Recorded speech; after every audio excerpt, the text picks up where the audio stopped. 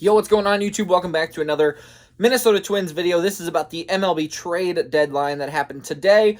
The Twins made basically four moves, but three impactful moves. So we're going to go over those. I'm going to give you my opinion and kind of let you know what I think about this moving forward. So that's kind of the question to you as well. In the comments below, let me know what you guys thought of the trade deadline, maybe overall, Soto to the Padres, but also all the moves that the Twins made today, and let's get into it. I'm going to be right up front with y'all. I give it like a B-, maybe a C+ today, and here's why. I know as soon as y'all heard that, you probably went down to the comments and are screaming at me like, hey, you're wrong, that's a hot take, but this is why. I'll straight up tell you this. The moves made today are good moves. They make the team better. Okay, I'm going to preface it with that. They make the team better. They still get swept by the Astros or the Yankees in the playoffs. That's what's important. And that's what I'm basing it off of. You're looking at a team that made three, like I said, impactful moves, but it does not move the needle in the playoff picture. The Yankees made very few moves, but some moves. Obviously, the Padres are making it almost impossible to win a World Series now for any team.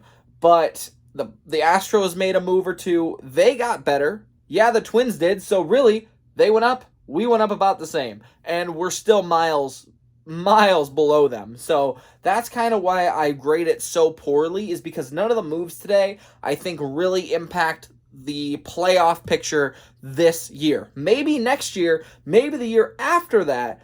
That's a different question. That's a different story that I think maybe makes these trades worth it. But for this year, looking big picture, it's different than this year. But this year, what we're going for, and what I think the Twins elected to do, was go all in. It's not what it is. So let's talk about it. The Twins made 4 trades today. One was a straight minor league trade. We'll cover that first. Sandy Leone for Ian Hamilton. Hamilton was a pitcher. Did he ever pitch in the majors? I don't remember, to be honest. But Sandy Leone is probably your backup, depending on what happened to Jeffers. Obviously, Sanchez is going to be number 1, but Leone is probably your backup when they make the playoffs. Just to have him there. I know he was he a pretty big factor in the 2018 World Series with Boston? Him and who got traded? He just got traded, didn't he? So I think it was a Christian Vasquez, I think, and Sandy Leone were the two guys there, I believe. So that's a pretty decent trade. You're getting a minor league catcher, maybe you promote him, and he's your backup.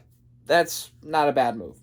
All right, the big move of the day, I think the best move the Twins made was Jorge Lopez of the Orioles. It's odd that in this trade, 1, they didn't have to give up much. 2, Lopez is an all-star, and 3, he's really good except for when he played the Twins this year. That's funny. I think they walked him off twice. But Lopez is a good pitcher. I think, like I said, the best move of the day, especially for what they gave up. So he's an all-star. He has a 1.68 ERA, and if you take away the 2 Twins games, it's like 0.99 ERA. He's appeared in 44 games this year. That's a lot. Even though it's only been for 48 and a third innings, he's given up 30 hits, 9 runs, 3 home runs, which I think 2 of them or all 3 of them were to the Twins, and 54 strikeouts to 17 walks. That is also a FIP of under 3. I guess, do they not have... His WAR is a 1.9, which is really good. He is 4-6 on the year, which is kind of weird. I mean, that means he's lost games, so interesting as he is the closer, losing 6 games. But can I not see his ERA plus? Oh, there it is, 241. That's right, 241. He's good. He's really good, except for when he played the Twins. And if you take away those numbers, it's probably even higher. So that's what I say. He is the best player they got today, and he's under contract until 2025.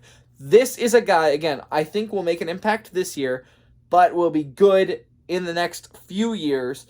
He also has a whip under 1. He's going to be good at our future closer outside of Duran. And now you've got 2. Or you can also trade one in the offseason, trade one next year, trade one, whenever. You've got options, which is really good. Who they gave up for Lopez was Yanier Cano. I don't know if that's how you say his first name. It doesn't matter. He was not good. He pitched a little bit as a reliever. He had like an ERA of like 8 or 9 or something. Juan Rojas, Juan Nunez, some lower level pitchers, and Cade Povich, GBR. He was their number 21 or 22 prospect. But really, you're giving up 4 pitchers who probably and have shown that they're not going to be major leaguers. I don't think Cade Povich was probably going to be your starter major leaguer unless he's gotten better in the last year. He's a good pitcher, obviously ranked high in the Twins system. But to get Lopez for those 4 players, that's a win, and I think that's your best trade of the day. And if that's all the Twins did, again, I'd be saying the same thing. You're still at a B+ or a B- or a C+, but that guy alone would have made my day. Then you go up to Tyler Mahle. Whatever. Mr. Tyler. We're calling him Tyler. This is the trade that I don't love, and here's why. You're getting Tyler for a year and a half, okay? He's a good piece to the starting rotation. He played on the Reds, so the Reds are awful. He was 5-7, an ERA of 4.4. He was playing in a baby park, but his WAR is 2.2, and that's what really matters here. The WHIP is a little high. The ERA plus is at 104, so just about average, just a little bit better than average. But like I said, he's a guy who's going to fill in the bullpen, or fill in the starting rotation, I should say, and he's good. I don't think he's better than Luis Castillo, and I really wasn't high on Luis Castillo either, but you got Mr. Tyler here who he's not my guy. Mahle, I think is his pronunciation. He's just not my guy. Like, I know Syndergaard's not at the top of his game, but he was on my radar a little bit higher. Castillo was probably on my radar before he went to Seattle. He was a little bit higher. Who else was there? There was Pablo Lopez for the Marlins. Like, I heard he was in talks with it. Those are the guys who I was looking for. Mr. Tyler here does not fit the bill, especially when you see what we gave up for him. We gave up Spencer Steer, who was, I believe, our, top 10 prospect. I don't remember if he was 4 or 9, but he was up there. Then you got Christian Encarnacion Strand. I love that guy, and that's who I am like head over heels we traded for this pitcher. Yeah, we needed a pitcher, but this guy's good, and we traded him. Didn't like that at all. And then you throw in Steven Hajar, I think is how I don't know. These baseball players have too difficult of names, but you're giving up 2 really good prospects and another guy for number 2, number 3 pitcher. Like, if the Twins, this is where I say, if the Twins make the playoffs and they win 1 game, I will be happy this year. Is that the goal? No. It's obviously a World Series, and this is why I'm saying short term, they're trying to go for it, but they didn't make a big move.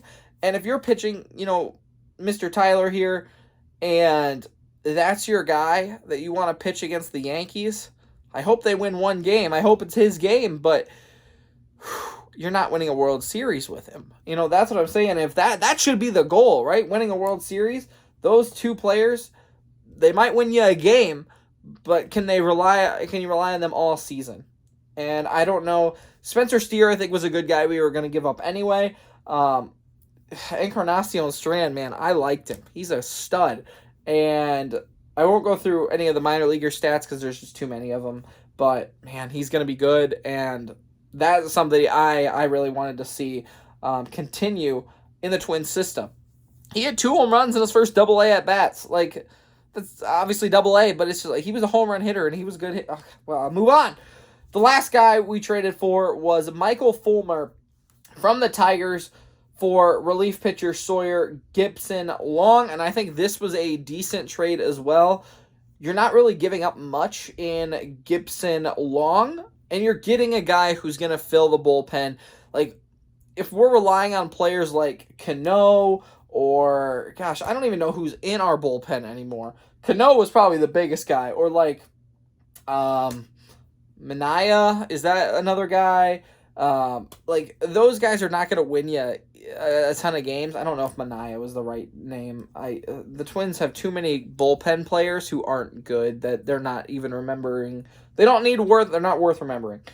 But you bring in a guy like Michael Fulmer, who's not the best. He's average, .4 WAR, 3.4 record, 3.2 ERA, 1.2 WHIP. You've got the ERA plus of 123, which is really good.